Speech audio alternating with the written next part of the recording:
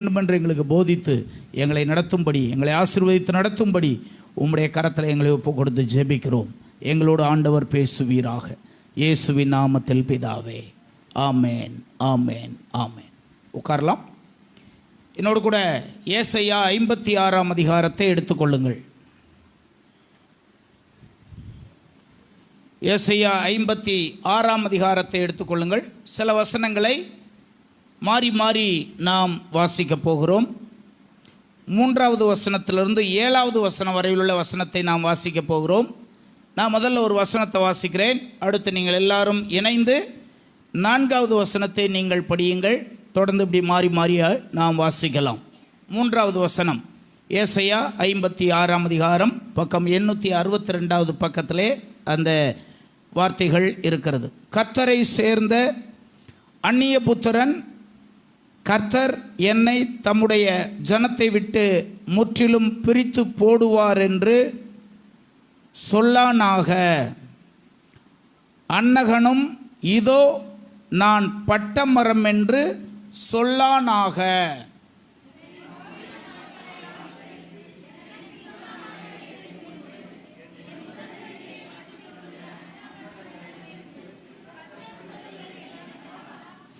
நான் அவர்களுக்கு என் ஆலயத்திலும் என் மதில்களுக்குள்ளும் குமாரருக்கும் குமாரத்திகளுக்கும் உரிய இடத்தையும் கீர்த்தியையும் பார்க்கிலும் உத்தம இடத்தையும் கீர்த்தியையும் கொடுப்பேன். அடுத்த வசனத்தை வாசிங்க.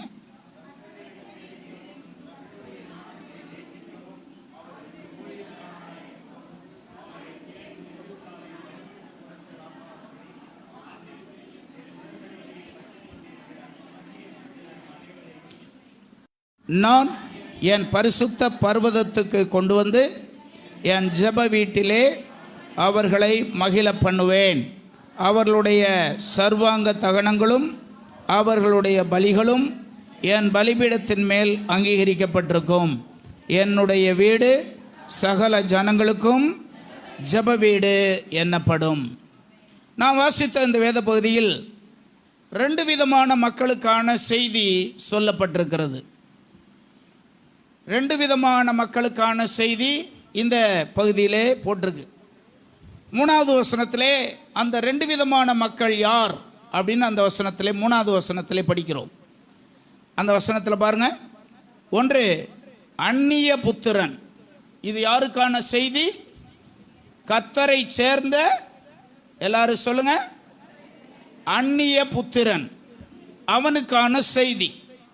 கீழே இன்னொரு செய்தி, இன்னொரு மனிதனுக்கு இன்னொரு செய்தி போட்டிருக்கு. அன்னகன் என்று சொல்லப்படுகிற அவனுக்கான செய்தி.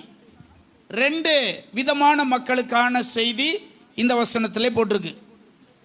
இந்த 2 விதமான மக்கள் யார்? 1 அந்நியர், இன்னொன்று அன்னகர். 1 அந்நியர், இன்னொன்று அன்னகர். அந்நிய புத்திரன் காண செய்தி, கர்த்தரை சேர்ந்த அந்நிய புத்திரன் அப்படின்னு இந்த வசனம் ஆரம்பிக்குது. 3வது வசனம். அந்நியன் என்பவன் யார்? இஸ்ரவேலருக்கு அந்நியன் என்பவன் யார்? உங்களுக்கு தெரிஞ்சதை சொல்லுங்க. இஸ்ரவேலருக்கு அந்நியன் என்பவன் யார்?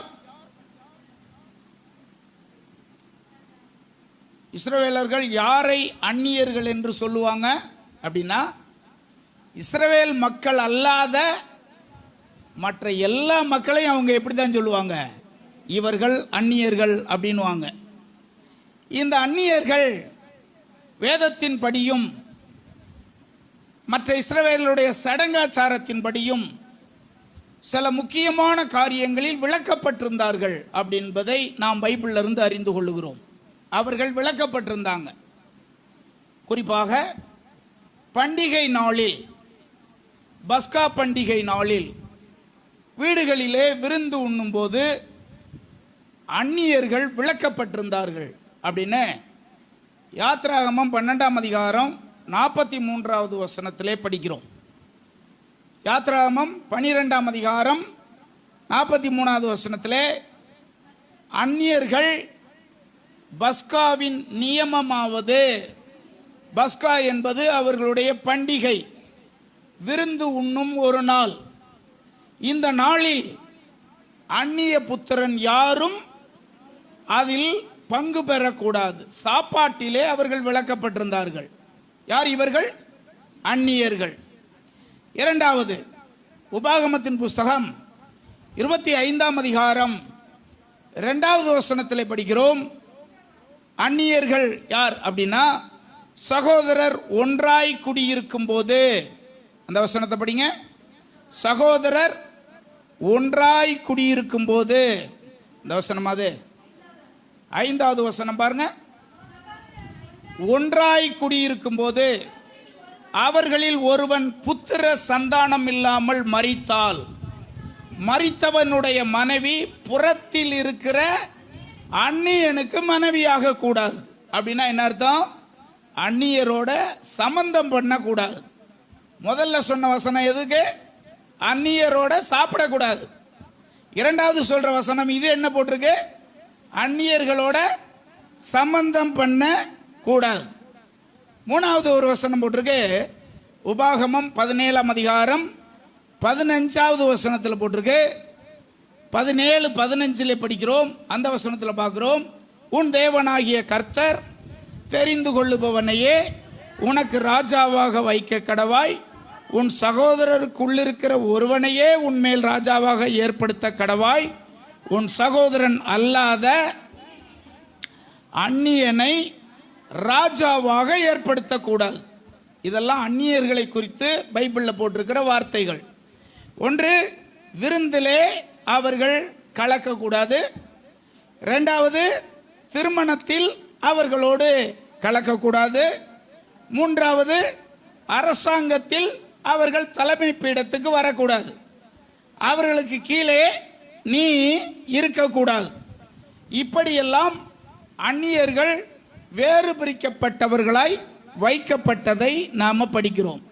ஒரு சந்தர்ப்பத்தில் எரேமியா புலம்பல் புஸ்தகத்தில் இப்படி சொல்லுவார். 1ஆம் அதிகாரம், புலம்பலின் புஸ்தகம் 1 அதிகாரம் 10ஆம் வசனத்திலே இப்படி சொல்லுவார். அந்த வசனத்திலே ஒரு வார்த்தை இப்படி போட்டிருக்கு. உம்முடைய சபையிலே வரலாகாது என்று தேவரீர் விலக்கிய புறஜாதியார் அப்படின்னு இந்த இடத்துல போட்டிருக்கு. உம்முடைய சபையிலே வரலாகாது என்று தேவரீர் நீர் விலக்கிய புறஜாதிகள் இவர்கள். ஒரு மொழிபெயர்ப்பிலே புறஜாதிகள் அப்படின்னு போட்டிருக்கு, இன்னொரு மொழிபெயர்ப்பிலே அந்நியர் அப்படின்னு போட்டிருக்கு. எனவே இந்த அந்நியருக்கா பாருங்க, இந்த வசனத்தெல்லாம் வச்சு பார்க்கும்போது நாம் எதை அறிந்து கொள்கிறோம்? உம்முடைய சபையிலே புறஜாதிகள் அல்லது அந்நியர்கள் உள்ளே என்ன செய்யக்கூடாது? வரக்கூடாது. இப்படிப்பட்ட விளக்கப்பட்டவர்கள் அல்லது வேறு பிரிக்கப்பட்டு வைக்கப்பட்டவர்கள் இந்த அந்நியர் என்று பைபிளில் சொல்லப்பட்டவர்கள். இரண்டாவது, இன்னொருவருக்கான செய்தி இந்த அதிகாரத்தில் இருக்குல்ல. முதல் செய்தி அந்நியருக்கான செய்தி. யார் அந்நியர் அப்படின்றத நான் உங்களுக்கு சொன்னேன். இப்பொழுது அடுத்து இன்னொருவருக்கான செய்தி போட்டிருக்கு. அந்த செய்தி யாருக்கு? அன்னகருக்கான செய்தி. சொல்லுங்க, அன்னகர் என்பவர் யார்?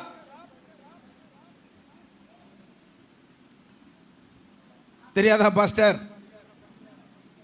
அன்னகர் என்பவர் யார்? நாம தற்சமயம் பார்க்கிற திருநங்கைகள் அப்படின்னு சொல்றாங்கல்ல, அவங்க தான் அன்னகர். யார் அவங்க? திருநங்கை அப்படின்னு இப்ப சொல்றாங்கல்ல, புது வார்த்தையை யூஸ் பண்றாங்க. அவங்க தான் அன்னகர்கள். அவங்க இவர்கள் எப்படி இருந்தாங்க அப்படின்னு நம்ம பார்த்தோம்னா, அவர்களும் விளக்கப்பட்டவர்களாக இருந்தாங்க இஸ்ரவேலரிலே. பைபிளில் நம்ம பார்த்தோம்னா 3 விதமான அன்னகர்களை நாம் பைபிளில் பார்க்கலாம். 3 விதமான அன்னகர்களை நாம் வேதத்தில் பார்க்கலாம். ஒன்று, மத்தேயு 19ஆம் அதிகாரம் 12ஆம் வசனத்திலே இந்த ஒரே வசனத்திலேயே 3 விதமான அன்னகர்களை குறித்து நாம் படிக்க முடியும். ஒன்று, தாயின் வயிற்றிலிருந்து அன்னகர்களாய் பிறந்தவர்கள் உண்டு. இவர்கள்தான் நாம இப்போது பார்க்கிற இந்த திருநங்கைகள் அப்படின்னு சொல்லப்படுகிற இந்த அன்னகர்கள். இவர்கள் தாயின் வயிற்றிலிருந்து பிறக்கும் போதே இவர்கள் எப்படிப்பட்டவர்கள்? அன்னகர்களாக பிறந்தவர்கள். இரண்டாவது யாரு? மனுஷரால் அன்னகர்கள் ஆக்கப்பட்டவர்கள். யார் இவங்களை ஆக்குறது? யாரு? எப்படி இவர்களை அன்னகர்கள் ஆக்குனாங்க அப்படின்னு சொன்னா, மனுஷர்களால் அன்னகர்கள் ஆக்கப்பட்டவர்கள் இவர்கள். இவங்க எப்படி ஆனாங்க அப்படின்னா, அந்த காலத்தில் அரண்மனையிலே நூற்றுக்கணக்கான பேர் வேலை செய்வாங்க. 10க்கும் மேற்பட்டவர்கள் அந்த அரண்மனையை பொறுத்து அநேக ஆண்கள் அங்கே வேலை செய்வாங்க. இப்படி வேலைக்கு அமர்த்தப்படுகிறவர்கள் மூலமாக அரண்மனையிலே எந்த தவறும் நடந்துவிடக்கூடாது என்பதற்காக அரண்மனைக்கு வேலைக்கு வருகிற எல்லா ஆண்களையும் அன்னகர்கள் ஆக்கிடுவாங்க. அவங்க தான் யாரு? அந்த வசனத்தில் 2வது போட்டிருக்கல, மனுஷரால் அன்னகர்கள் ஆக்கப்பட்டவர்கள் இவர்கள். மனுஷர்களால் அன்னகர்கள் ஆக்கப்படுறவங்க. இவங்க பிறப்பிலேயே அன்னகர்கள் கிடையாது. அரண்மனையில் வேலை செய்கிற காலங்களில் அங்கே தவறுகள் நடந்துவிடக்கூடாது என்பதற்காக அரண்மனையிலே வேலை செய்கிற எல்லா ஆண்களையும் அன்னகர்களாக மாற்றிடுவாங்க. அந்த காலத்தில் இப்படியெல்லாம் இருந்தது. யோசேப்பு அந்த போத்திபாருடைய மனைவி பார்க்குறோம்ல, யோசேப்பிடத்தில் தொந்தரவு பண்ணிக்கிட்டு இருந்தால, அந்த போத்திபார் அந்த அரண்மனையில் வேலை செய்தான். அரண்மனையில் வேலை செய்த அந்த போத்திபாரை பார்வோன் அன்னகராக ஆக்கியிருந்தான். அவனுடைய மனைவிதான் இந்த போத்திபாருடைய மனைவி. இப்படிப்பட்ட பல ஆண்கள் அரண்மனையிலே அன்னகர்கள் ஆக்கப்பட்டார்கள். நீங்கள் வாசிக்க வேண்டாம். உபாகமத்தில் 23ஆம் அதிகாரத்தில் முதல் வசனத்தில் இந்த நபர்களை குறித்து போட்டிருக்கு. உபாகம புஸ்தகம் 23ஆம் அதிகாரம் 1வது வசனத்தில் இப்படி மனிதர்களால் அன்னகர்கள் ஆக்கப்பட்டவர்களை குறித்து அங்கே போட்டிருக்கு. இவர்கள் எல்லாம் சபைக்கு வரக்கூடாது என்றும் ஆலயத்துக்கு புறம்பாக்கப்பட்டவர்களாகவும் அந்த காலத்தில் இருந்தாங்க. 3 விதமான அன்னகர்கள். 1, பிறப்பிலே அன்னகராக பிறந்தவங்க. 2வது, மனிதர்களால் அன்னகர்கள் ஆக்கப்பட்டவர்கள். இப்போ மத்தேயு 19 அதிகாரம் 12ஆம் வசனத்தில் பாருங்க, 3வது ஒரு குறிப்பு போட்டிருக்கு. அவங்க யாரு? பரலோக ராஜ்யத்தின் நிமித்தம் தங்களை அன்னகர்கள் ஆக்கி கொண்டவர்கள். இவங்க பிறப்பிலேயும் அன்னகர்கள் அல்ல, மற்றவர்களாலும் அன்னகர்கள் ஆக்கப்படவில்லை, தங்களை தாங்களே அன்னகர்கள் ஆக்கி கொண்டவர்கள் இவர்கள். எதற்காக அப்படின்னா, பரலோக ராஜ்யத்தின் நிமித்தம் அல்லது ஊழியத்தின் நிமித்தம். இதில் ஆண்களும் உண்டு, பெண்களும் உண்டு.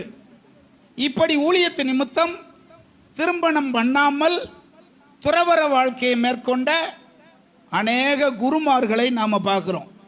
பல சபைகளில் அவங்க இருக்கிறாங்க.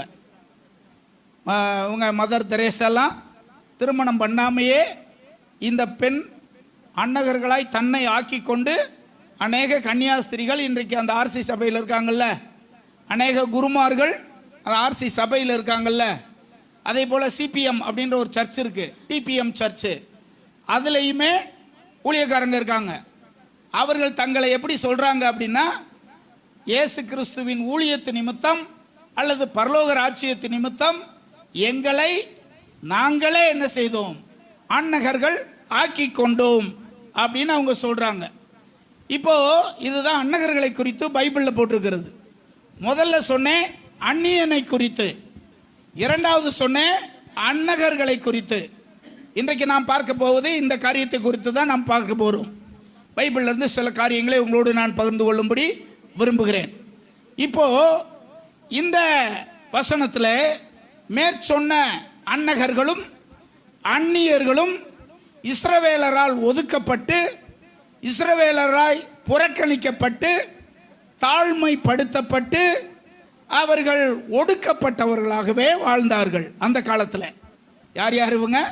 அந்நியர்களும் அன்னகர்களும் இஸ்ரவேல் மக்களால் ஒதுக்கப்பட்டிருந்தாங்க. அப்படிப்பட்டவர்களாய் அவர்கள் வாழ்ந்தாங்க. இந்த இரு பிரிவினருக்கான மகிழ்ச்சியான செய்தியை ஏசாயாவின் மூலம் ஆண்டவர் திடீரென ஒரு நாள் ஜனங்களுக்கு சொல்லுகிறதை படிக்கிறோம். ஏசாயாவின் மூலம் எதிர்பாராத நேரத்தில் ஒரு செய்தி, ஒரு மகிழ்ச்சியான செய்தி இந்த 2 நபர்களுக்கும் இங்கே வருவதை நாம படிக்கிறோம். அதுதான் 56:3 சொல்லப்பட்டிருக்கு. அந்த வசனத்தை இப்ப திரும்பவும் படிங்க. கர்த்தரை சேர்ந்த அந்நிய புத்திரன் கர்த்தர் என்னை தம்முடைய ஜனத்தை விட்டு முற்றிலும் பிரித்து போடுவார் என்று சொல்லானாக. அப்படி என்னால் அவனுடைய எண்ணமும் சொல்லும் எப்படிப்பட்ட தெரியுமா இருக்கும்? இவர்கள் இரு பிரிவினரும் தங்களை எப்படி சொல்லிக் கொள்ளுவார்கள் அப்படின்ற வசனம் அதுல போட்டிருக்கு. கர்த்தர் என்னை தம்முடைய ஜனத்தை விட்டு முற்றிலும் பிரித்து போட்டார்.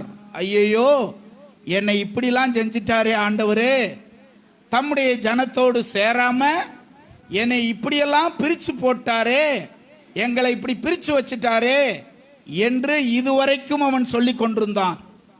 இனிமே அவன் என்ன செய்யக்கூடாது? சொல்லக்கூடாது அப்படின்னு அந்த வசனத்தில் போட்டிருக்கு. 2வது, அன்னகன் எப்படி சொல்லி கொண்டிருந்தான்? அவன் என்ன சொன்னானா? தான் பட்ட மரமா இருக்கிறேனே நானே, என் மூலமா யாருக்கும் எந்த பிரயோஜனமும் இல்லாத ஒருவனா இந்த உலகத்தில் மாறிட்டனே என்று அவன் சொல்லி கொண்டிருந்தான். ஆனால் இனிமேல் அவன் அப்படி சொல்லாமல் இருப்பானாக என்று சொல்லிவிட்டு இவர்கள் 2 பேருக்குமான இடஒதுக்கீடு அல்லது ஸ்காலர்ஷிப் மாதிரி இவங்க 2 பேருக்கும் சில ஆசீர்வாதங்கள், இதுவரைக்கும் இல்லாத ஆசீர்வாதங்களை இவங்க 2 பேருக்கும் ஆண்டவர் சொல்றார். இதுவரைக்கும் இல்லாத இடஒதுக்கீடு, இதுவரைக்கும் இல்லாத ஒரு ஸ்காலர்ஷிப்பு இவங்க 2 பேருக்கும் கொடுக்கப்படுவதை இந்த 4வது வசனம் 5வது வசனத்தில் இடஒதுக்கீடு யாருக்கு சொல்லப்படுகிறது? அன்னகர்களுக்கு. இந்த முதல் இடஒதுக்கீட்டை ஆண்டவர் அன்னகர்களுக்கு இப்படி சொல்லுகிறார். 4வது வசனம் 5வது வசனத்தில் அந்த இடஒதுக்கீடை நான் பார்த்தேன்னா, நான் அவர்கள் என் ஓய்வு நாளை ஆசரித்து எனக்கு இஷ்டமானவைகளை தெரிந்து கொண்டு என் உடன்படிக்கையை பற்றி கொண்டிருக்கிற அன்னகர்களுக்கு நான் சொல்லுகிற செய்தி என்ன செய்தி? நான் அவர்களுக்கு என் ஆலயத்தில் இடம் கொடுக்க போறேன். இதுவரைக்கும் அவர்கள் உள்ளே வருவதற்கான அனுமதி இல்லை. ஆனால் இப்பொழுது என் ஆலயத்தில் அவர்களுக்கு நான் இடம் கொடுக்க போகிறேன். என் மதில்களுக்குள்ளும் குமாரருக்கும் குமாரத்திகளுக்கும் உரிய இடத்தையும் கீர்த்தியையும் பார்க்கிலும் உத்தம இடத்தையும் கீர்த்தியையும் அவர்களுக்கு நான் கொடுக்க போகிறேன். 2வதாக 6வது வசனம் 7வது வசனத்தில் அந்நியர்களுக்கான இடஒதுக்கீடு, அந்நியர்களுக்கான ஆசீர்வாதம். முன்னே புறக்கணிக்கப்பட்டு இருந்த அவர்களுக்கு, முன்னே தள்ளப்பட்டிருந்த அவர்களுக்கு இப்பொழுது ஒரு இடஒதுக்கீடு அவர்களுக்கு என்ன செய்ய போறேன்? நான் கொடுக்க போகிறேன். எதை செய்ய போகிறேன்? 6ஆம் வசனம் 7ஆம் வசனம், கர்த்தரை சேவிக்கவும் கர்த்தருடைய நாமத்தை நேசிக்கவும் அவருக்கு ஊழியம் செய்யவும் அவரை சேர்ந்து ஓய்வு நாளை பரிசுத்த குலைச்சலாக்காதபடி ஆசரித்து என் உடன்படிக்கையை பற்றி கொண்டிருக்கிற இந்த செய்தி யாருக்கான செய்தி? அந்நியருக்கான செய்தி, அந்நியருக்கான இடஒதுக்கீடு, அந்நியருக்கான ஸ்காலர்ஷிப். இது முதல்ல அன்னகர்களுக்கான செய்தி, 2வது அந்நியருக்கான செய்தி. அது இந்த 6-7 வசனத்திலே ஏசாயாவின் மூலமாக ஏறத்தாழ மோசேயின் காலத்துக்கும் கிறிஸ்து ஏசாயாவின் காலத்துக்கும் மோசேயின் காலத்துக்கும் 1000 ஆண்டுகள் வித்தியாசம் உள்ளது. மோசேயின் காலத்தில் அடைக்கப்பட்ட கதவு ஏசாயாவின் காலத்தில் இவர்களுக்கு முதல் முறையாக திறக்கப்படுவதை படிக்கிறோம். யாருக்கான செய்தி இது? அந்நியர்களுக்கான செய்தி, அன்னகர்களுக்கான செய்தி. தேவனே இவர்களை நேசித்தால் நாமும் அப்படிப்பட்ட அன்னகர்களை இன்றைக்கு நாம் நேசிக்க வேண்டும். அல்லேலூயா. அவர்களை குடும்பத்தினர் புறக்கணிக்கிறாங்க, அவர்களை ஊரார் புறக்கணிக்கிறாங்க, அவர்களை சமுதாயம் புறக்கணிக்குது. ஆனால் ஆண்டவர் அவர்களை சேர்த்து கொள்ளுகிறார். நீங்களும் நானும் அவர்களை என்ன செய்யணும்? சேர்த்து கொள்ள வேண்டியது அவசியமானது. இந்த அந்நியர்களுக்கான செய்தி இன்னைக்கு நான் உங்களுக்கு சொல்ல போவது, அந்நியர்கள் யார் அப்படின்னு பார்த்தோம், அன்னகர்கள் யாருன்னு பார்த்தோம். என்னுடைய பிரசங்கம் அன்னகர்களுக்கான செய்தி அல்ல, அந்நியர்களாகிய நமக்கான செய்தி. இன்றைக்கு 6வது வசனம் 7வது வசனத்திலே உள்ள அந்நியர்களுக்கான இடஒதுக்கீடு என்ன, அவர்கள் கடமைகள் என்ன, அவர்கள் உரிமைகள் என்ன என்பதை குறித்து உங்களோடு சில காரியங்களை நான் பகிர்ந்து கொள்ளும்படி விரும்புகிறேன். ஏன் நாம் எப்படி அந்நியராய் இருந்தோம் அப்படின்னா, அப்போஸ்தலனாகிய பவுல் நிருபங்களிலே நாம் எத்தன்மையாய் அந்நியர்களாய் முதல்ல இருந்தோம் என்பதை குறித்து பல விஷயங்களை அவர் குறிப்பிடுவதை நம்ம படிக்கலாம். வரிசையாக சில வசனங்களை சொல்றேன் பாருங்க. கொலோசியர் 1ஆம் அதிகாரம் 21வது வசனம். கொலோசியர் 1:21 நம்ம படிக்கிறோம். முன்னே அந்நியராயும் துர்க்கிரியைகளினாலே மனதிலே சத்துருக்களாயும் நாம் இருந்தோம். முன்னே அந்நியராயும் துர்க்கிரியைகளினாலே மனதிலே சத்துருக்களாயும் இருந்த உங்களை அப்படின்னு அங்கே சொல்லுகிறார். எபேசியர் 2ஆம் அதிகாரம் 12வது வசனத்தில் இப்படி போட்டிருக்கு, அக்காலத்திலே கிறிஸ்துவை சேராதவர்களும் இஸ்ரவேலரின் காணியாட்சிக்கு புறம்பானவர்களும் வாக்குத்தத்தத்தின் உடன்படிக்கைக்கு நாம் எல்லாம் யாராக இருந்தோம்? அந்நியராக ஒரு காலத்திலே நாம இருந்தோம். அது மாத்திரமல்ல, எபேசியர் 4ஆம் அதிகாரம் 18ஆம் வசனத்தில் ஒரு வசனம் இருக்கு, புத்தியில் அந்தகாரப்பட்டு தங்கள் இருதய கடினத்தினாலே தங்களில் இருக்கும் அறியாமையினாலே தேவனுடைய ஜீவனுக்கு அந்நியராக நாம் எல்லாம் இருந்தோம். முற்காலத்திலே தூரமாக இருந்தோம், அந்நியராக இருந்தோம். புத்தியில் அந்தகாரப்பட்டு தங்கள் இருதய கடினத்து நிமித்தம் இருந்த அறியாமையினாலே தேவனுடைய ஜீவனுக்கு அந்நியராக அப்படியாய் நாம் இருந்தோம். முன்னே அந்நியராயும் துர்க்கிரியைகளினாலே மனதிலே சத்துருக்களாயும் நாம் இருந்தோம். ஆனால் தேவனோ இரக்கத்தில் ஐஸ்வர்யம் உள்ளவராகி நம்மிடத்தில் கொண்ட தம்முடைய மிகுந்த அன்பினாலே அந்நியரும் பரதேசிகளுமாய் இருந்த நம்மை அவருடைய வீட்டுக்கு கிருபையாய் நம்மை கொண்டு வந்தார். கரங்களை வைத்து ஆமென் சொல்லுங்க. அல்லேலூயா. இப்பொழுது நாம் எல்லாரும் சேர்ந்து ஒரு வசனத்தை படிக்க போகிறோம். எபேசியர் 2ஆம் அதிகாரம் 12வது வசனத்தை படிக்க போகிறோம். எல்லாரும் சேர்ந்து நாம வாசிக்கலாமா? எபேசியர் 2ஆம் அதிகாரம் 19வது வசனம். 19வது வசனத்தை எடுங்கள் எல்லாரும். அதில் போட்டிருக்கு பாருங்க, ஆகையால் இனி நீங்கள் இனி அந்நியரும் பரதேசிகளுமா இராமல் பரிசுத்தவான்களுடைய ஒரே நகரத்தாரும் தேவனுடைய வீட்டாருமாய். முன்னே நாம் எப்படிப்பட்டவர்களாய் இருந்தோம்? அந்நியராய் இருந்தோம். தேவன் தன்னுடைய கிருபையினாலே நம்மை மீட்டு கொண்டபடியினாலே அந்நியராக புறஜாதிகளாக இருந்த நாம் இப்பொழுது எப்படி வந்திருக்கிறோம்? பரிசுத்தவான்களுடைய ஒரே நகரத்தாரும் தேவனுடைய வீட்டாருமாய் இருக்கிறோம். எனவே நாம் யார் கிடையாது? அந்நியர் இல்லை, பரதேசிகள் இல்லை. கரங்களை உயர்த்தி ஆமென் சொல்லுங்க. அல்லேலூயா. முதல்ல நாம் அப்படி இருந்தோம். இப்பொழுது ஆண்டவர் கிருபையினாலே நம்மை மீட்டுக்கொண்டு அவருடைய வீட்டுக்கு நம்மை ஆண்டவர் கொண்டு வந்திருக்கிறார். எனவே ஆண்டவர் நம்மை பார்த்து சொல்லுகிறார், இனி நீ யார் கிடையாது? அந்நியர் அல்ல. ஆலயத்துக்கு வரும்போது புதிதாக யாராவது வந்தாங்கன்னா அவங்க உண்மையிலே அன்னைக்கு தெய்வீகமாக இருப்பாங்கன்னு நினச்சிக்கலாம். நீங்கள் அப்படியே கண்ணை திறந்து ஒரு ஆளையாக பார்த்த மணிக்கு இருப்பாங்க. அது யாரா ஒரு முகமும் நமக்கு தெரியல. ஊரா கட்ட புஸ்தகமாக வச்சுருக்காங்க. நம்மகிட்ட ஒரு புக்கும் கிடையாது. என்னமோ சொன்ன அப்படி எடுத்து பார்க்குறாங்க. நமக்கு ஒன்றும் தெரியாது அப்படின்னு. அம்மா, இன்னைக்கு நீங்கள் புதுசாக வந்திருந்தாலும் ஆண்டவருடைய வீட்டுக்கு வந்திருக்கீங்க. இதுவரைக்கும் நீங்கள் அந்நியராக இருக்கலாம். இப்போ ஆண்டவர் உங்களை தம்முடைய சொந்த பிள்ளையாக ஆண்டவர் உங்களை ஏற்றுக்கொண்டார். அல்லேலூயா. இனி நீங்கள் இந்த இடத்துக்குள்ள வந்துட்டீங்கன்னா நீங்கள் யார் கிடையாது? அந்நியர் அல்ல.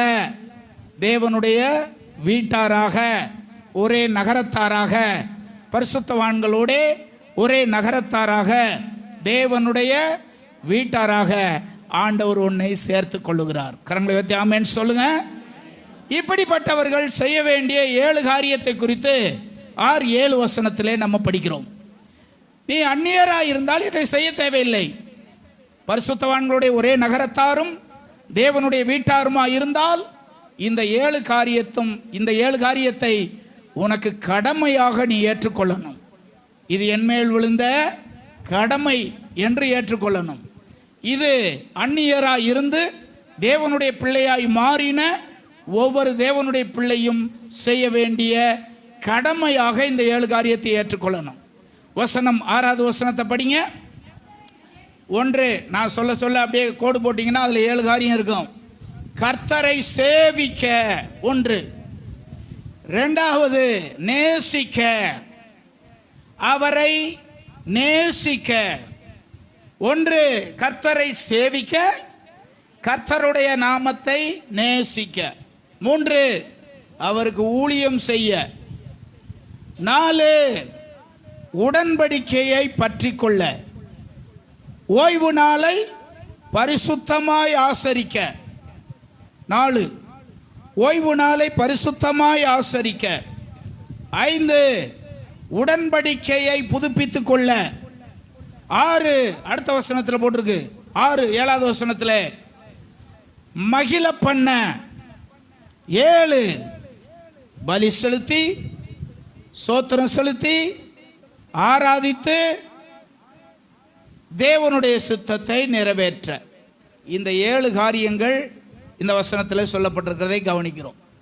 இது உங்களுக்கும் எனக்கும் சொல்லப்படுகிற தேவனுடைய ஆலோசனை. இது இந்த இடத்துல இருக்கிற நாம் எல்லார் மேலே விழுந்த கடமையாக இதை நாம் ஏற்றுக்கொள்ளணும். என் மேல் விழுந்த கடமை. தேவன் எனக்கு சில கடமைகளை கொடுத்திருக்கிறார்.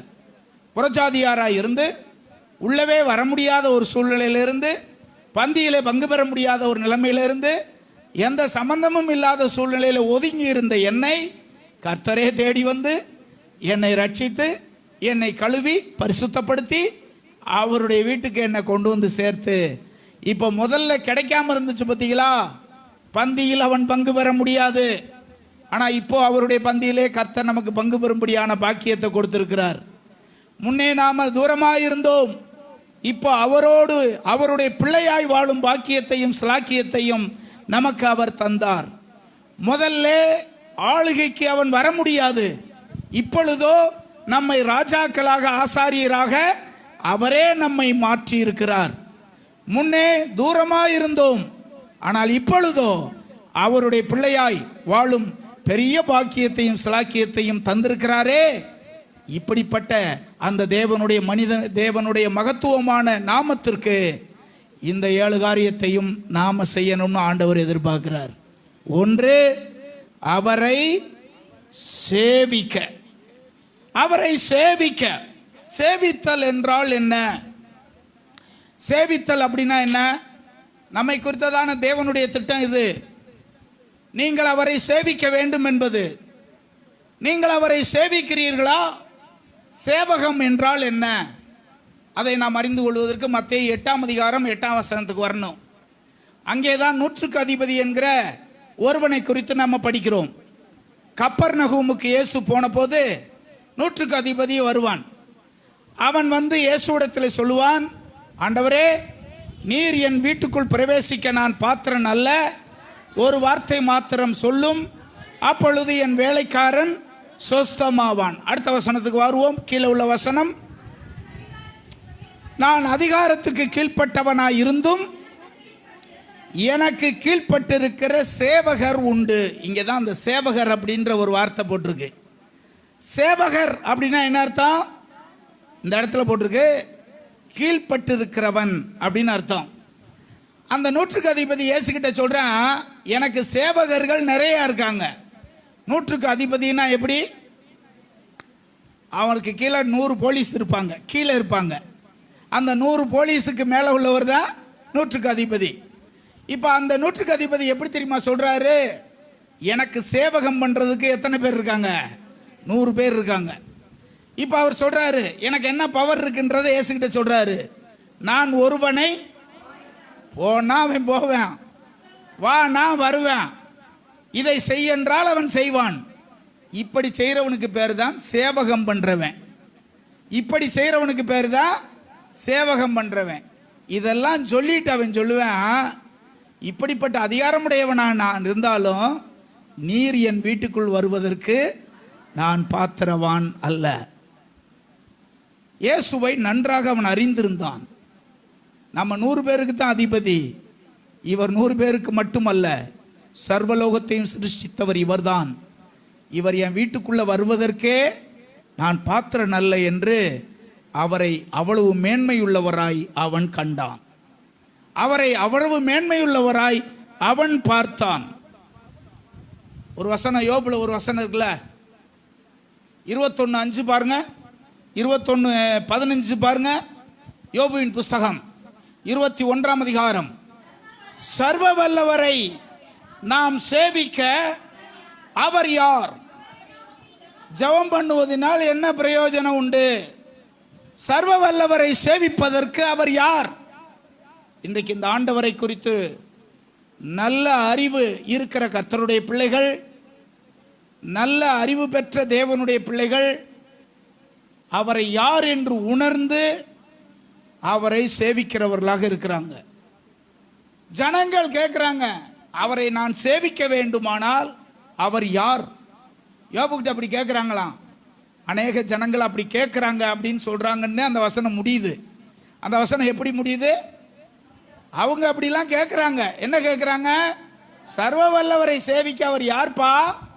அவரை நோக்கி ஜெபம் பண்ணுவதனால் நமக்கு பிரயோஜனம் என்ன அப்படின்னு அவங்க கேட்கிறாங்க. இன்றைக்கு ஜனங்கள் அப்படிதான் கேட்கிறாங்க. ஆனால் நீங்களும் நானும் அப்படி அல்ல. இந்த 100க்கு அதிபதியை போல அவரை சர்வ வல்லவராக, மீட்பராக, சர்வ சிருஷ்டிகராக, உலகத்தின் இரட்சகராக, விடுதலை அளிப்பவராக இவன் கண்டதுனால தான் அவரை நோக்கி பார்த்து இப்படி சொல்றான், நீர் என் வீட்டுக்குள் வருவதற்கு நான் பாத்திரன் அல்ல. எனக்கு 100 பேர் வேலை செய்யறவனா இருந்தாலும், ஆனா உம்மை நான் பார்க்கிறேன், உம்முடைய அற்புதத்தின் வல்லமையை பார்க்கிறேன். நீர் என் வீட்டுக்குள் வருவதற்கு நான் பாத்திரவான் அல்ல. இப்படிப்பட்டவருக்கு சேவகம் பண்ணுவது எவ்வளவு பெரிய மேலான ஒன்று. இப்படிப்பட்டவரை சேவிக்கிற ஜனங்கள் எவ்வளவு பாக்கியம் உள்ளவர்கள் அவர்கள். அல்லேலூயா. பைபிள்ல சேவித்தவர்கள் அல்லது சேவகம் பண்ணினவர்கள் அப்படின்னு ஒரு லிஸ்ட் எடுத்து பார்த்தோம்னு வச்சுக்கோங்க, பல காரியத்துக்கு பலர் சேவகம் பண்ணியிருக்காங்க. உயிர் தப்பிக்க ஓடி வந்தான் அல்லவா லாபான் வீட்டுக்கு யாக்கோபு, அவன் அங்க எத்தனை வருஷம் இருந்தான்?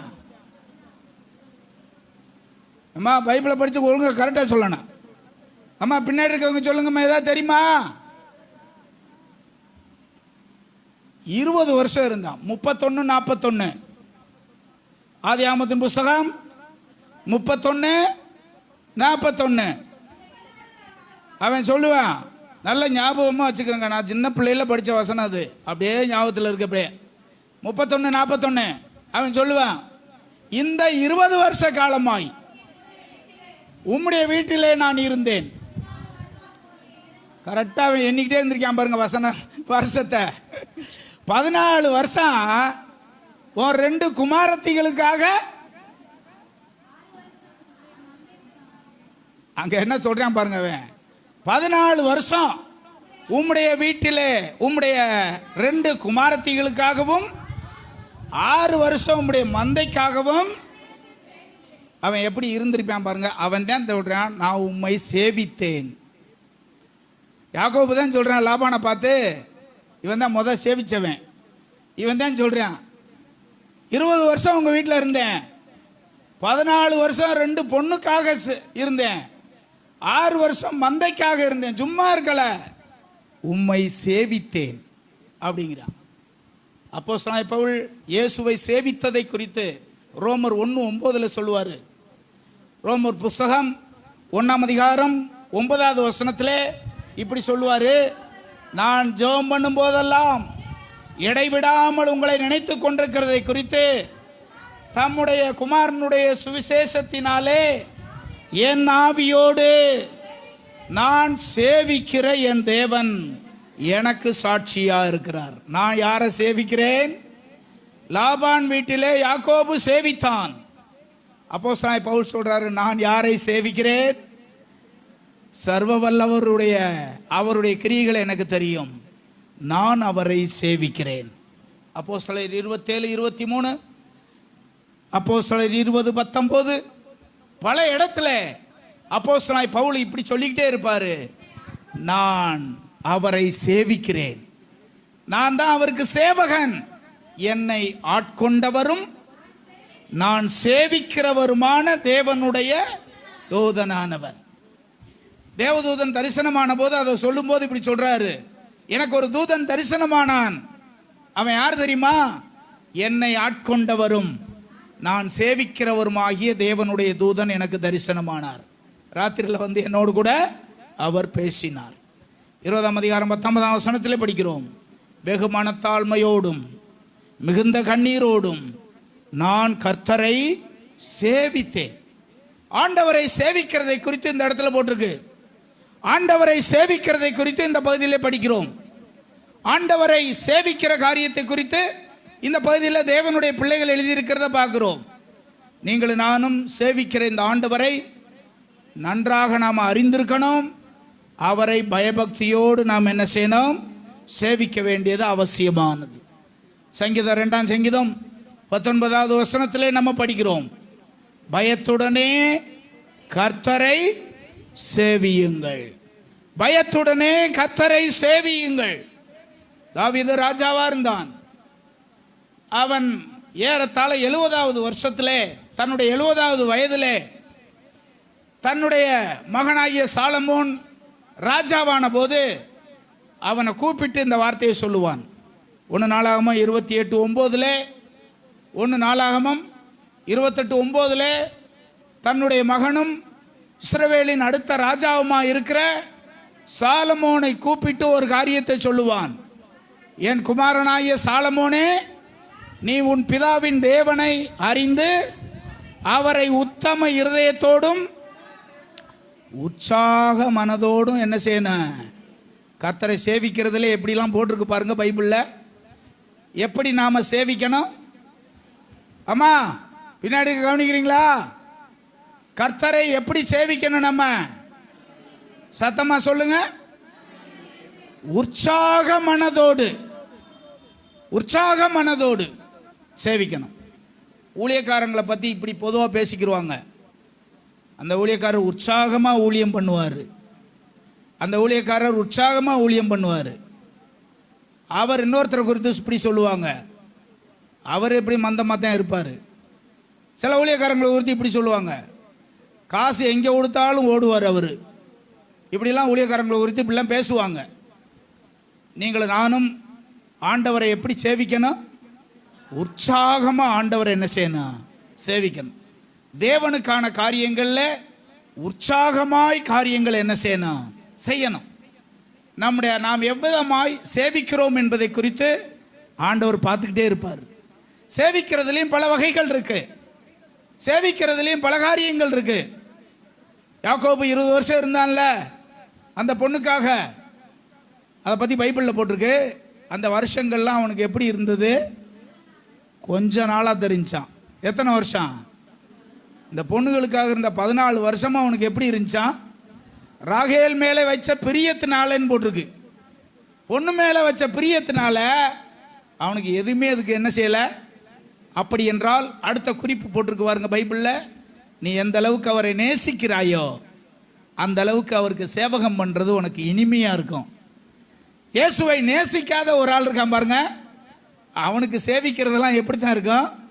ரொம்ப கடினமாகத்தான் இருக்கும். ஆண்டவரை உண்மையாய் நேசித்து சேவித்த பிள்ளைகளை பிரதிபலன் கொடுக்காம அவர் நிச்சயமா வெறுமையா விடவே மாட்டார், நிச்சயமா விட மாட்டார்.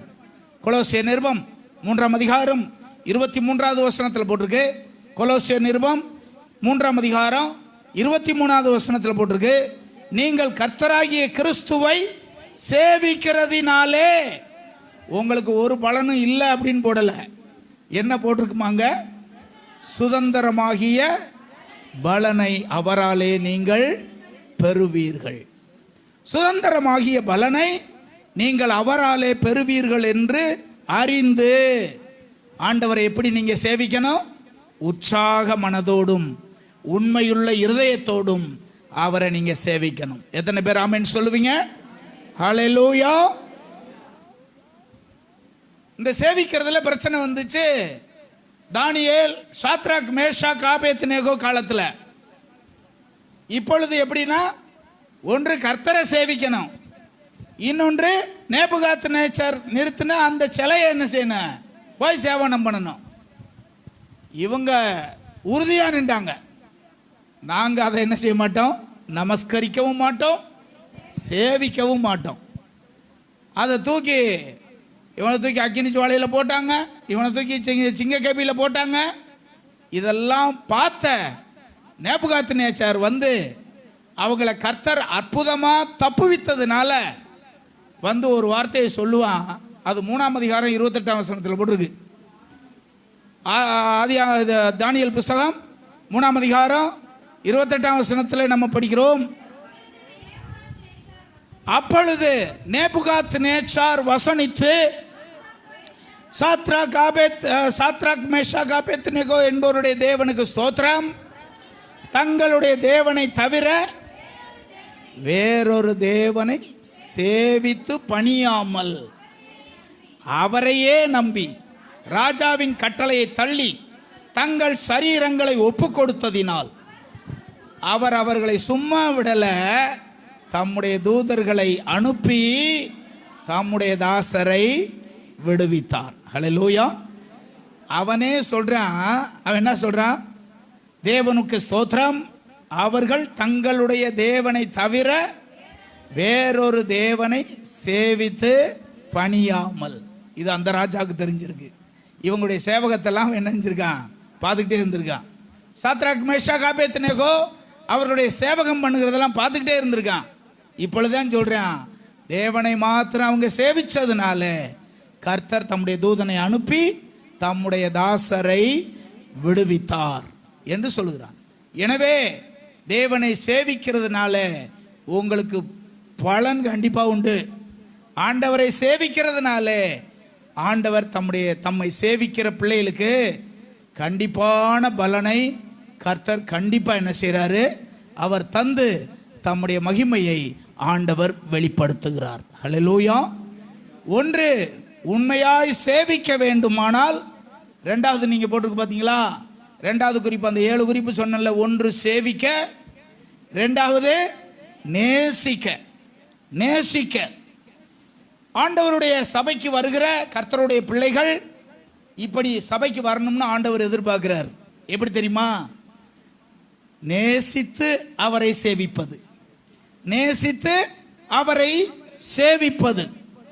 உமது நாமத்தை நேசிக்கிறவர்கள் சுகித்திருப்பார்களாக. சங்கீதம் 5ஆம் சங்கீதம் 11ஆம் வசனத்தில் போட்டிருக்கு. 5ஆம் சங்கீதம் 11ஆம் வசனத்தில் படிக்கிறோம், தேவனே உம்முடைய நாமத்தை நேசிக்கிறவர்கள் களி கூறுவார்களாக. எத்தனை வசனப்பா? 11. உம்மை நம்புகிறவர்கள் யாவரும் சந்தோஷித்து என்னாலும் கம்பீரிப்பார்களாக. நீர் அவர்களை காப்பாற்றுவீர். உம்முடைய நாமத்தை நேசிக்கிறவர்கள் உம்மில் களி கூறுவார்களாக. மணவாட்டி உன்னத பாட்டு புஸ்தகத்திலே 1:13 இப்படி சொல்லுவாள். உன்னத பாட்டு புஸ்தகம் 1:13 இப்படி சொல்லுவா, என் நேசர் எனக்கு என் ஸ்தனங்களின் நடுவில் தங்கும். அப்படின்னா என்னங்க அர்த்தம்? வெள்ளை போல சென்று இயேசுவின் நாமத்தை சொன்னாலே மணவாட்டிக்கு அவ்வளவு மனமிக்க ஒரு நாமமா இருக்காது.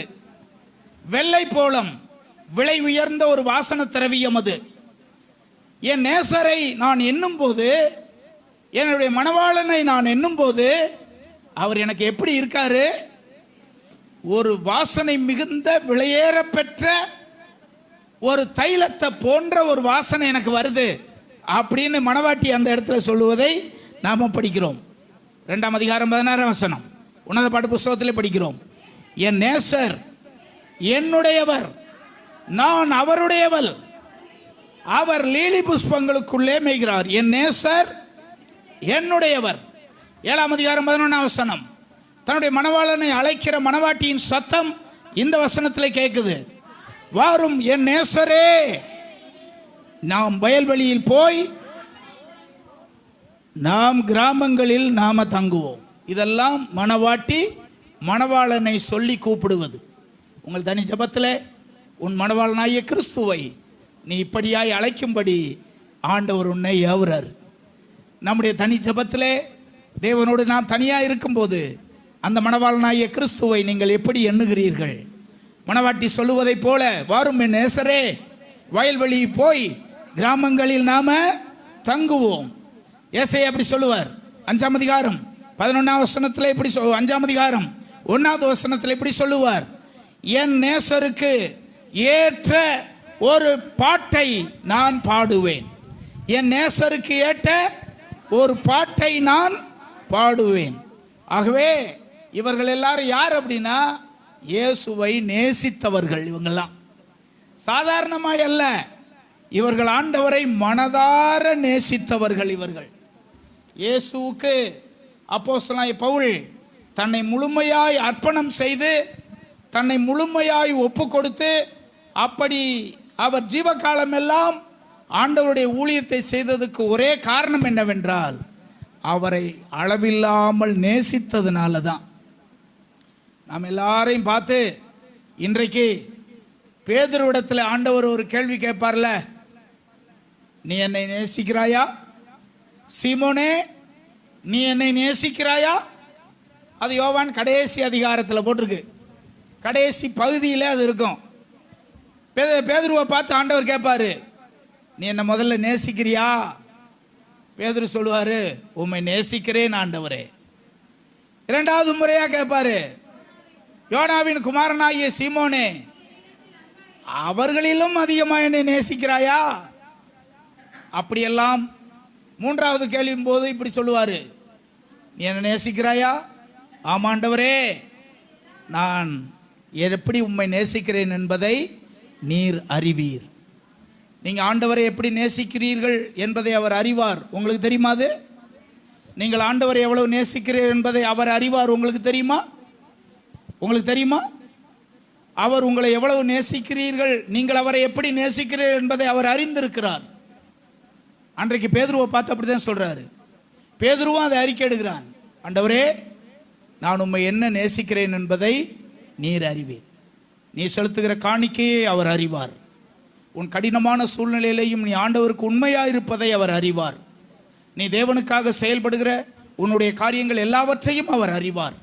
உனக்காக தம்முடைய ஜீவனை தந்த ஆண்டவர் உன்னிடத்தில் இன்னும் அதிகமாக எதிர்பார்க்கிறார். அந்த ஜீவனுக்கு ஒப்பாக சீசர்கள் எல்லாம் தன்னுடைய ஜீவனை கொடுத்தார்கள் என்றால் அதற்கு ஒரே காரணம் என்னவென்றால், அவர் என்னை நேசித்தார் என்பதை அவர்கள் அறிந்திருந்தார்கள். அந்த நேசத்துக்கு ஒப்பனையாக நானும் ஜீவனை கொடுப்பேன் என்று சொல்லி அவர்கள் தங்களையே அர்ப்பணம் பண்ணினார்கள். ஹல்லேலூயா. நம்ம எல்லாருக்கும் ஒரு கடமை இருக்கு. 1, அவரை சேவிப்பது. 2வது, அவரை நேசிப்பது. 3வது சொல்லுங்க, நீங்களே சொல்லுங்க. 3வது என்ன கோடு போட்டிருக்கீங்க?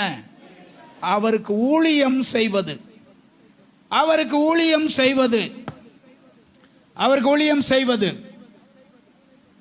ஊழியம் பல விதங்களிலே செய்கிறாங்க. 1, எங்களை போல ஊழியம் செய்வது. இன்னொன்று, மிஷனரிகளாய் போய் வேறு மாநிலங்களில் போய் பாச தெரியாத இடங்களில் போய் ஊழியம் செய்வது.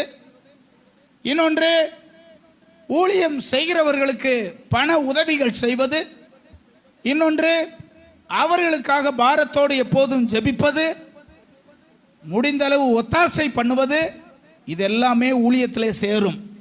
ஒவ்வொரு ஊழியக்காரர்களையும் வித்தியாசமாய் ஆண்டவர் அழைத்திருக்கிறார். ஆனால் ஒன்றை அறிந்து கொள்ள வேண்டும், இங்கே இருக்கிற நாம் எல்லாரும் நிச்சயமாய் ஊழியம் செய்ய முடியும். இங்கே இருக்கிற எல்லாரும் நாம் நிச்சயமாக ஊழியம் பண்ண முடியும். எனக்கு ஊழியம் இல்லை என்று சொல்லி யாரும் இருக்கக்கூடாது. ஊழியம் இல்லை என்று சொல்லி யாரும் இருக்கக்கூடாது. உங்களில் பலருக்கு தெரியலாம், சிலருக்கு தெரியாமல் இருக்கலாம்.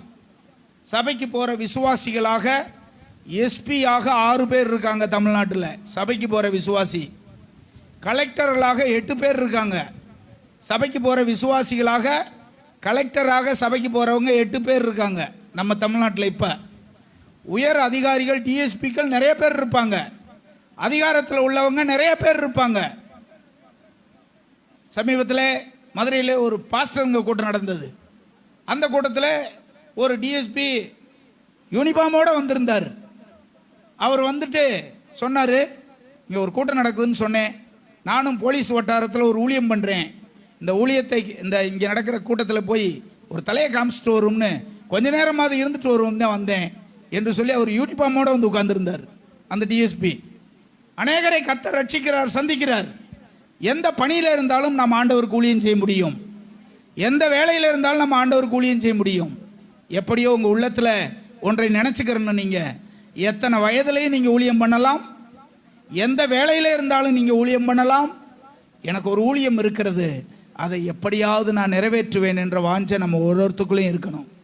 அந்நிய புத்திரராக இருந்த ஒன்றை சமீபமாக கொண்டு வந்து உன் பாவங்களை கழுவி பரிசுத்தப்படுத்தி உன்னை அவருடைய பிள்ளையாக மாற்றி ராஜாவாக ஆசாரியராக்கி அவருடைய சமூகத்துக்கு வச்சிருக்காருன்னா இந்த கடமையை நீ கண்டிப்பாக செய்யணும்னு ஆண்டவர் எதிர்பார்க்கிறார்.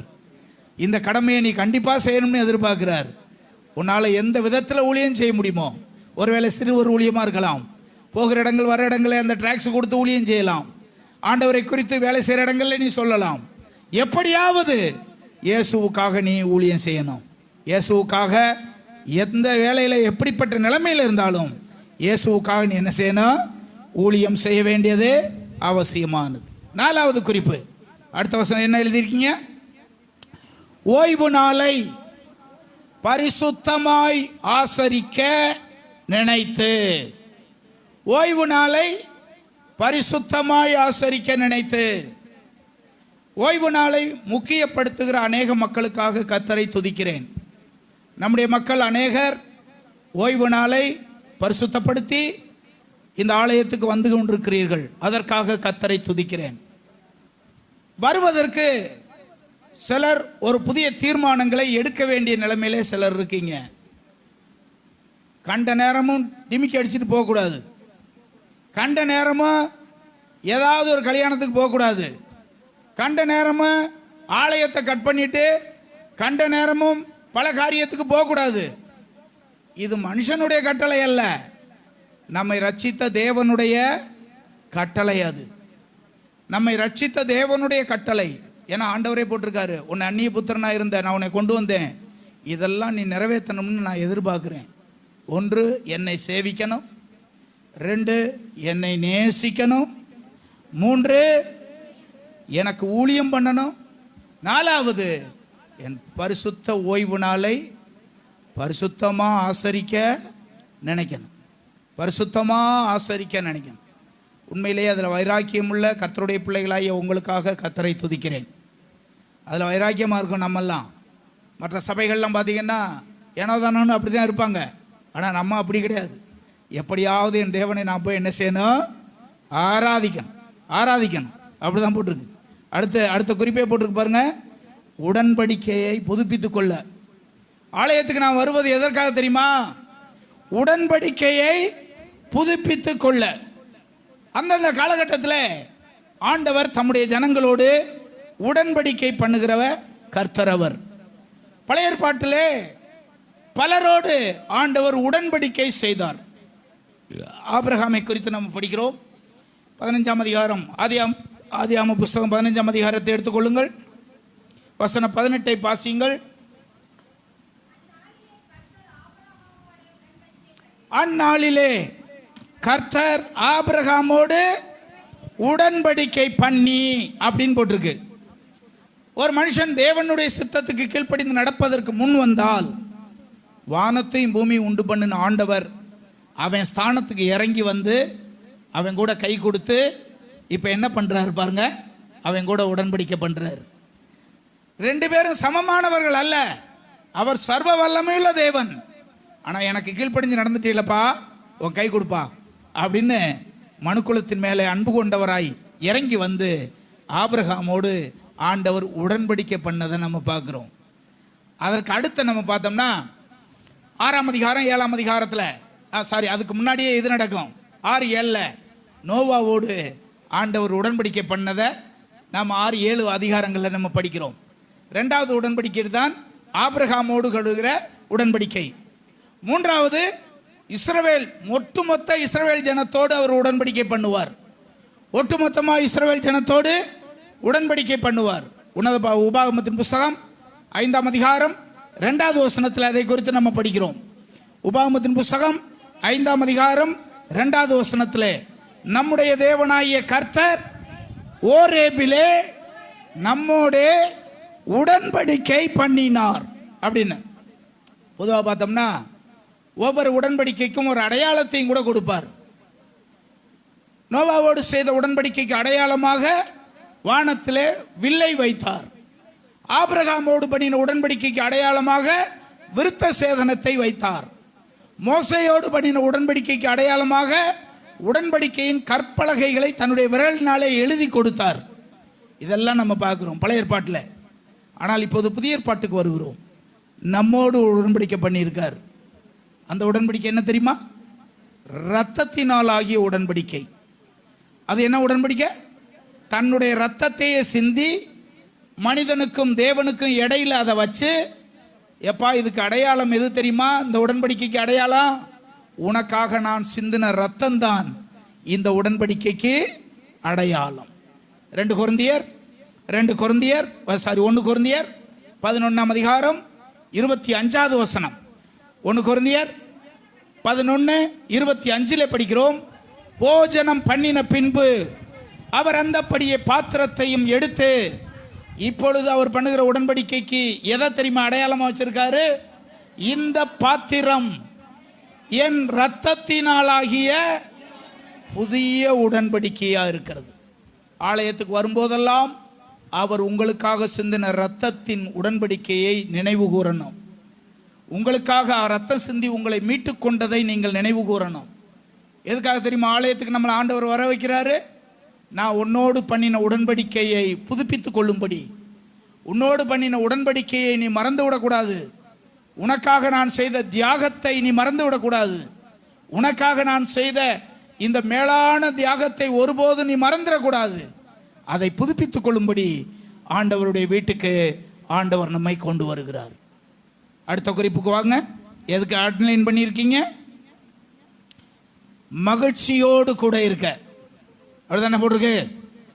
ஓய்வு நாளை பரிசுத்தமாய் ஆசரிக்க, உடன்படிக்கையை புதுப்பித்துக் கொள்ள என் ஜெப வீட்டுக்கு கொண்டு வந்து அவர்களை மகிழ பண்ண. அப்படிதான் போட்டிருக்கு. அவர்களை மகிழ பண்ண. ஒரு தேவனுடைய பிள்ளைக்கு உண்மையான சந்தோஷம் எங்க தெரியுமா? தேவனுடைய வீட்டில். எத்தனை பேர் ஆமென் சொல்லுவீங்க? ஒரு உண்மையான தேவனுடைய பிள்ளை ஒரு வாரம் சர்ச்சுக்கு போகலைன்னா ஒரு பெரிய துக்கம் அவங்க இருதயத்தை மூடும். இது அனுபவசாலிகளுக்கு தெரியும். அப்படி மூடலைன்னா உங்க ரட்சிப்புல ஏதோ பிரச்சனை இருக்குன்னு அர்த்தம். அந்த துக்கம் உங்களுக்கு வரலைன்னா உங்க ரட்சிப்புல பிரச்சனை இருந்தா கண்டிப்பா வராது. எத்தனை முறை சர்ச்சுக்கு போகாட்டாலும் உங்களுக்கு ஒண்ணுமே தெரியாது.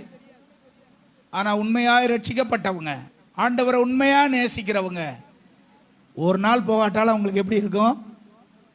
ரொம்ப இதா இருக்கும், ரொம்ப வேதனையா இருக்கும், ரொம்ப கஷ்டமா இருக்கும். ஒரு நாள் நாங்கள் ஆலயத்துக்கு போகிற நேரத்தில் முன்னாடி பல முறை நான் உங்களிடத்தில் சொல்லியிருக்கிறேன்.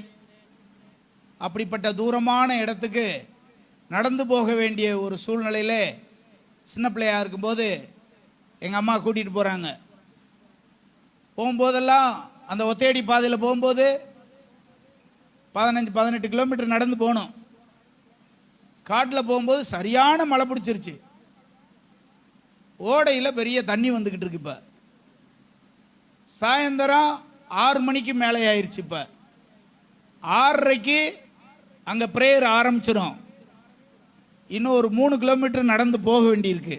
அவ்வளோ தூரமான இடத்துல நிற்கும் போது ஒரு கால்வாயில் தண்ணி போகுது. அந்த தண்ணி கடக்க முடியாத ஆழமாக போகுது. எப்படியோ ஒரு வாலிபர் அவசரமாக அந்த பக்கம் இருந்து வந்தவர் எப்படியோ வந்துட்டார் இந்த பக்கமாக. நானும் எங்கள் அம்மாவும் இந்த பக்கம் நின்றுக்கிட்டு இருக்கோம். நான் சின்ன பையனா நிற்கிறேன். அவர் கேட்குறாரு, ஏம்மா நீங்கள் எங்கே போகணும்? அந்த சர்ச் இருக்கிற ஊரை எங்கள் அம்மா சொல்கிறாங்க. இவ்வளவு தண்ணி போகுதம்மா, அந்த சின்ன பையனை வச்சுட்டு எப்படிம்மா நீங்கள் போக போகிறீங்க அப்படின்னு கேட்குறாங்க. எப்படியாவது நான் போய் ஆகணுமையாங்க அப்படின்றாங்க.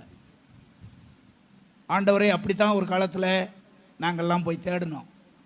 அப்படி தேடினதுனால எங்களை ஆண்டவர் வெறுமையாக விடலை, ஒன்றுமில்லாமல் போடா அப்படின்னு விடலை. என்னுடைய உறவினர் மத்தியில் எங்களை ஆசீர்வதித்து உயர்த்தியிருக்கார், உயர்த்தி ஆசீர்வதிச்சிருக்கிறார். உறவினர்கள் அநேகருக்கு உதவி செய்யத்தக்க அளவுக்கு ஆண்டவர் என்னை ஆசீர்வதிச்சிட்டார். இது எதுக்காக நான் சொல்கிறேன்னா, உண்மையாய் ஒரு தேவனுடைய பிள்ளை ஆண்டவருடைய வீட்டுக்கு போகலைன்னா அவங்களுக்கு உண்மையான சந்தோஷம் என்ன செய்யாது? அவளை தடைகளை தாண்டி அந்த ஆலயத்துக்குள்ளே போய் உட்காரும்போது எப்படி இருந்திருக்கும் பாருங்க.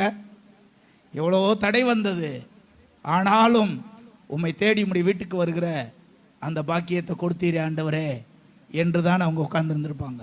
1 வருஷம் 2 வருஷம் இல்லை, 8 வருஷம் அப்படி போக வேண்டியிருந்துச்சு. ஒரு ஞாயிற்றுக்கிழமை கூட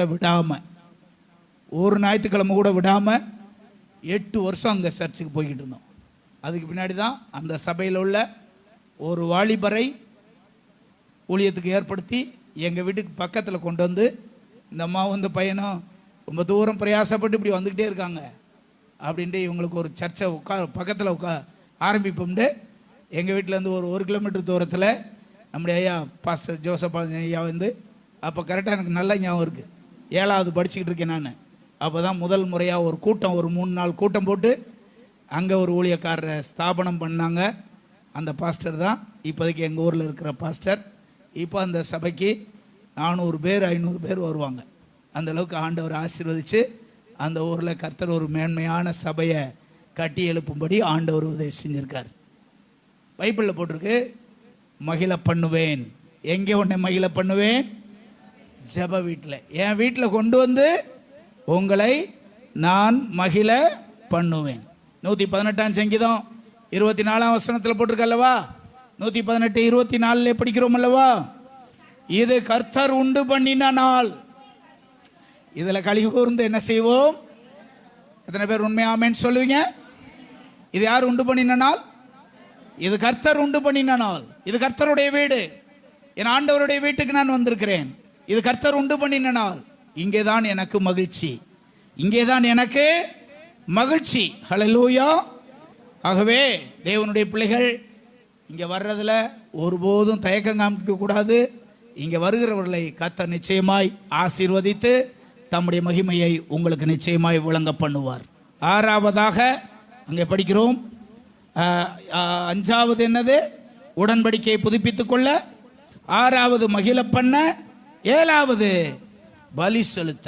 அப்படித்தானே போட்டிருக்கு. சர்வாங்க தகனங்களும் பலிகளும் என்னுடைய பலிபீடத்தின் மேலே அங்கீகரிக்கப்பட்டிருக்கும். நாம் இங்கே வருவதனுடைய நோக்கம் என்ன? தேவனுக்கு பலி செலுத்த, ஆண்டவருக்கு பலி செலுத்த. இதை மனதில் கொண்டுதான் நாம் ஆலயத்துக்கு போனோம்.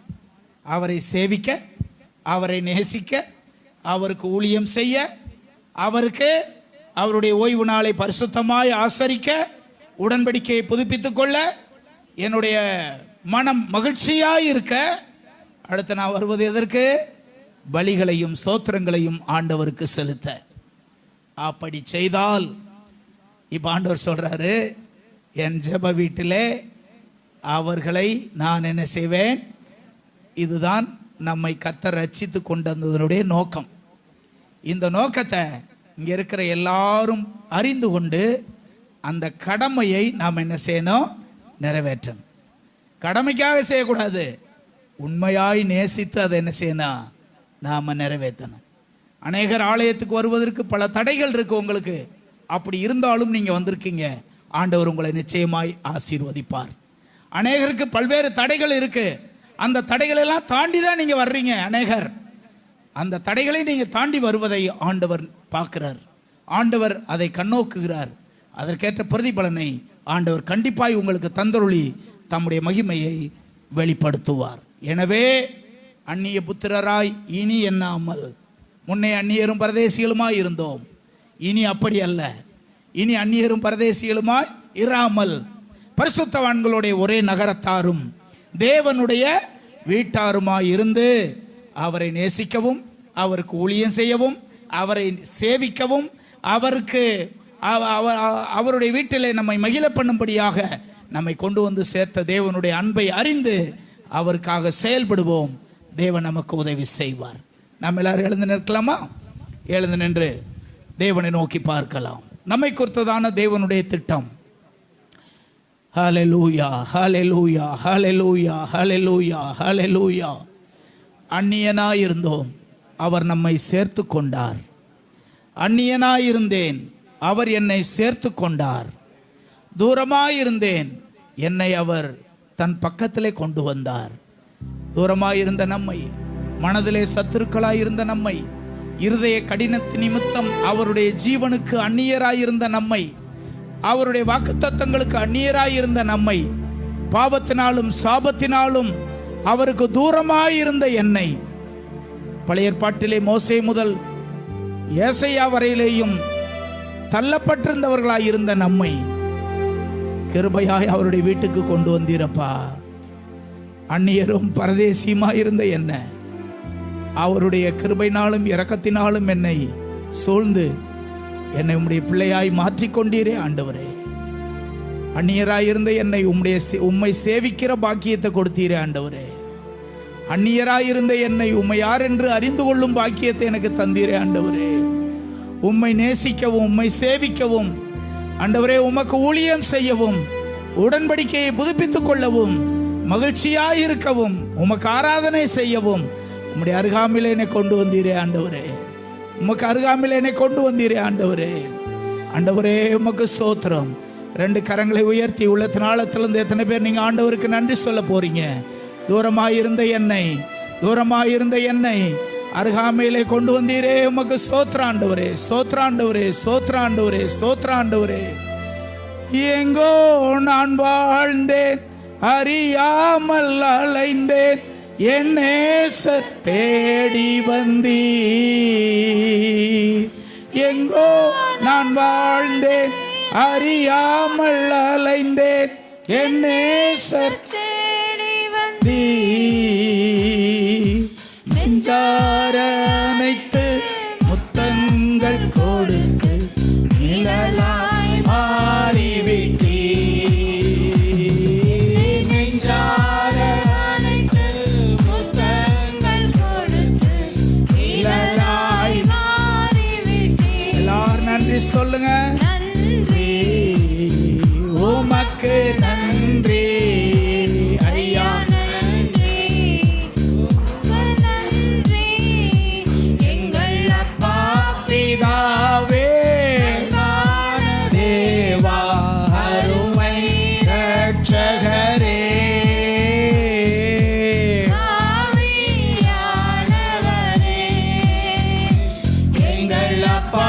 பிதாவே, அன்பான தேவா, அருமை இரட்சகரே, ஆவியானவரே. ஆண்டவரே, எங்கோ இருந்தோம், உம்முடைய கிருபையினாலே எங்களை மீட்டு கொண்டீர், உம்முடைய இரத்தத்தினாலே எங்களை மீட்டு கொண்டீர். உம்மை சேவிக்க, உம்மை நேசிக்க ஆண்டவரே, உமக்கு ஊழியம் செய்ய அப்படிப்பட்ட பாக்கியத்தை எங்களுக்கு கட்டளையிட்டீரே, அதற்காக ஸ்தோத்திரம். உம்முடைய கரத்தில் எங்களை எல்லாரையும் தாழ்த்தி அர்ப்பணிக்கிறோம். நாங்கள் சபையாக ஆண்டவரே உமக்காக ஏதாவது ஒரு காரியத்தை நாங்கள் செய்யணும் ஆண்டவரே. எங்கள் குடும்பமாக செய்யணும் ஆண்டவரே. நாங்கள் தனிப்பட்ட முறையில் செய்யணும், குடும்பமாக செய்யணும், சபையாக நாங்கள் செய்யணும். எங்களை ரட்சித்த அந்த நோக்கத்தை நாங்கள் நிறைவேற்றணும் ஆண்டவரே. உம்மை துதிக்கிறோம், உம்மை போற்றுகிறோம். இந்த இடத்துல வந்து நின்று கொண்டிருக்கிற நம்முடைய பிள்ளைகள் ஒவ்வொருவருக்காக ஸ்தோத்திரம். உடைய கிருபையும் இரக்கமும் தயவும் தொடர்ந்து நம்முடைய பிள்ளைகளோடு கூட இருந்து நடத்தட்டும், உதவி செய்யட்டும். இயேசுவின் நாமத்தில் ஜெபிக்கிறோம் எங்கள் ஜீவனுள்ள நல்ல பிதாவே. நாத்துமாவே கர்த்தரை ஸ்தோத்ரி, முழு உள்ளமே பரிசுத்த நாமத்தை ஸ்தோத்ரி. நாத்துமாவே கர்த்தரை ஸ்தோத்ரி, கர்த்தர் செய்த சகல உபகாரங்களையும் மறவாதே. ஆமென். நம்முடைய கர்த்தராகிய இயேசு கிறிஸ்துவின் கிருபையும் பிதாவாகிய தேவனுடைய அன்பும் பரிசுத்த ஆவியானுடைய ஆசீர்வாதமும் இன்றும் என்றும் சதா காலமும் நம்மை விட்டு நீங்காமல் நிலைத்திருப்பதாக. ஹல்லேலூயா, ஹல்லேலூயா, ஹல்லேலூயா. எல்லாருக்கும்